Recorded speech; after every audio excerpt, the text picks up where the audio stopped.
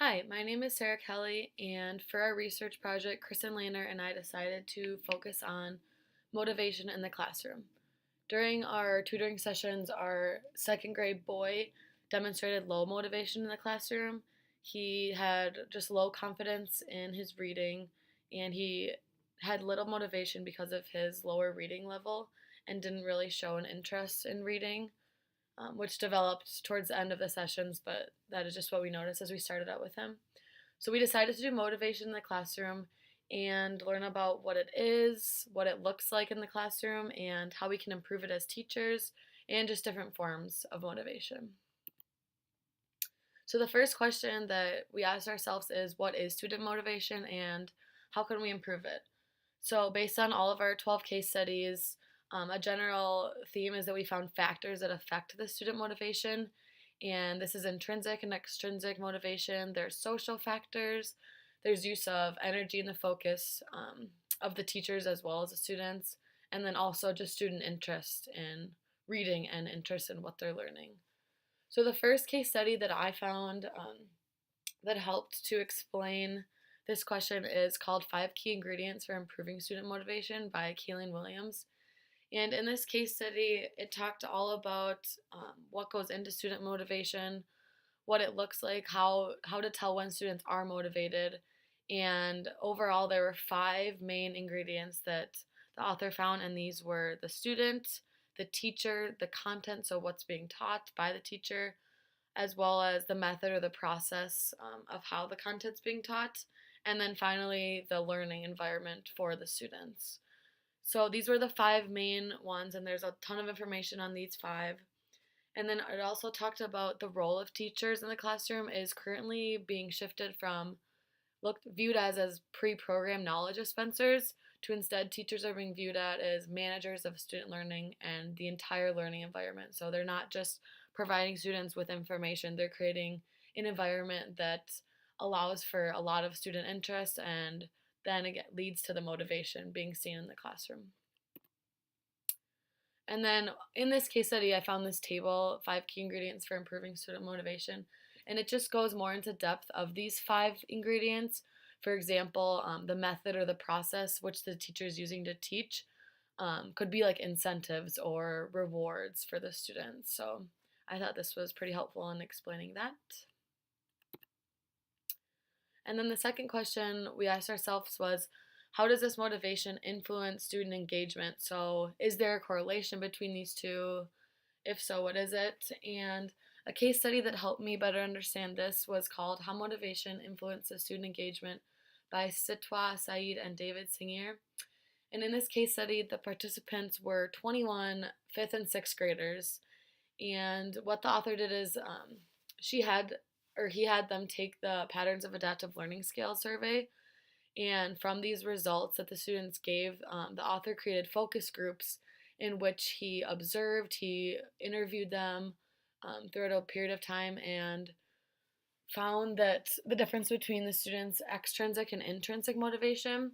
And the main difference between these two is extrinsic motivation is based on external factors, so like outside factors, and then intrinsic is more of a internal motivation, so personal goals and things that students are personally motivating themselves. So the results of the survey found that student engagement was more evident in intrinsic motivated learners. And then also to help me understand this question, I found a case study that's titled Effects of Rewards and Motivation on Student Achievement by Lori Baranek. And this also discussed the difference between extrinsic and intrinsic motivation, and how this one was about the student's achievement and if this is affected by the motivation. And it talked about how the incentives or the rewards helped increase the student motivation, which then allowed for more student achievement. A second or a third topic that I found was using technology to motivate students, which is increasing more in classrooms. And the case study I found to explain this was titled Using Technology to Motivate Students to Learn Social Studies by Tina Hefner. And in this case study, the author focused on a ninth and 10th grade classroom, And it was a really interesting article because the author observed and interviewed these students prior to the case study and then afterwards. So basically, what the case study was is the in-service teacher had the students create a political campaign advertisement on PowerPoint, and they spent, I think it was 2 weeks in the computer lab working on this independently.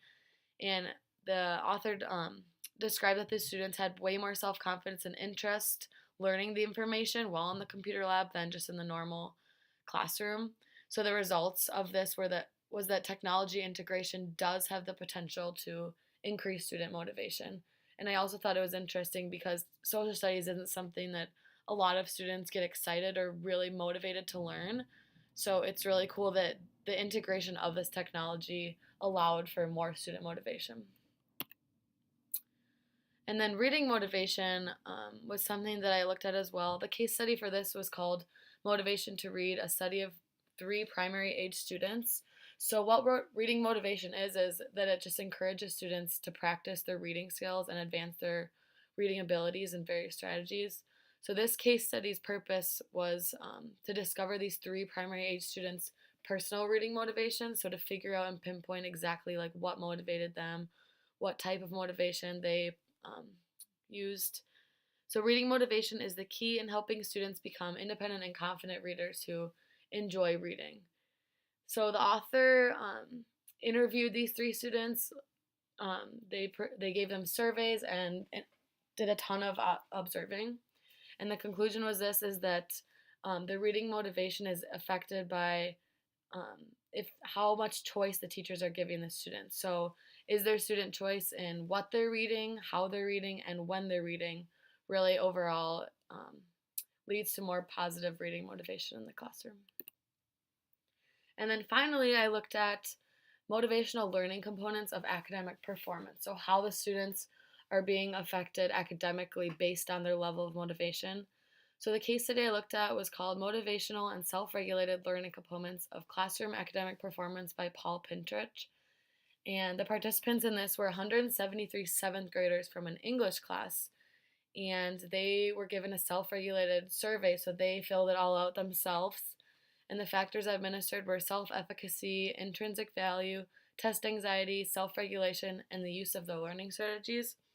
So this case study was very intense and long, and I took out of it that the students' intrinsic value was demonstrated, and the majority of them had more intrinsic value, which is important as teachers to know as we are like planning lessons and providing different ways that students can have the highest level of motivation to learn, which will lead to the highest level of academic performance.